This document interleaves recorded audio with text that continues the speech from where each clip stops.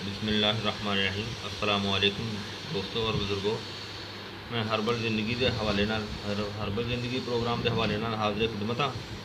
अज जनाब तुहाडे सामने एक नुस्खा होर तजवीज़ कर रहे हैं जिहड़ा कि शुगर और कब्ज़ के ठीक करने वास्ते, शुगर को कंट्रोल और बेहतर बनाने वास्ते। और यह बहुत ही अच्छा नुस्खा है और बहुत ही कामयाब नुस्खा है। यह तुसीं इस्तेमाल करो और इस्तेमाल करके इहदे नाल सेहतयाब होयो। जिहदे विच जनाब असगंधा गोरी 1 तोला, कौड़े जौ 1 स्टांग, तुखम जामन 1 स्टांग,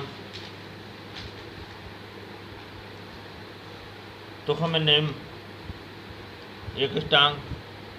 इस तो इलावा तुसीं लेना है आधी स्टांग एलवा और 1 तोला लेना है सकमूनिया।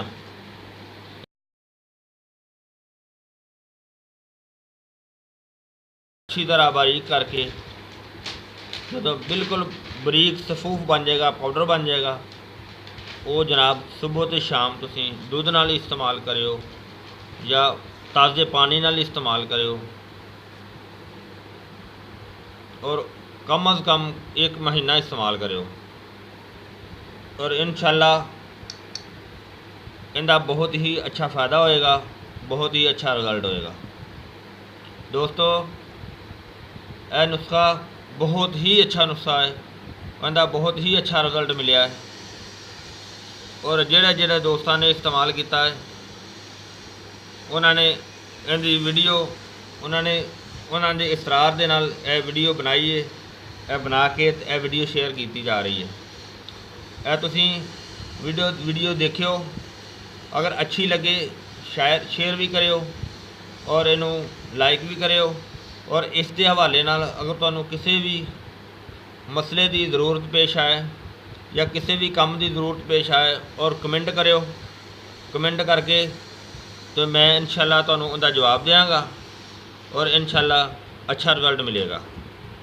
और अल्हम्दुलिल्लाह इहदे नाल बहुत ही अच्छी जी कि तबीयत जी ना बहुत ही अच्छा फ़ायदा होता है जान में। दोस्तों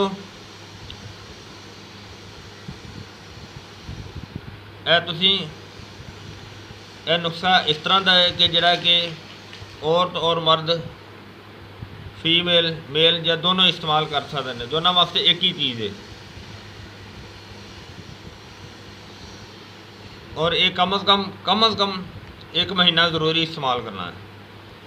उस तो बाद जिहड़ा शुगर चेक करवाओ, चेक करवा के फिर तबीयत इंशाअल्लाह कंट्रोल होएगी और उनका इंशाअल्लाह अच्छा रिजल्ट होएगा।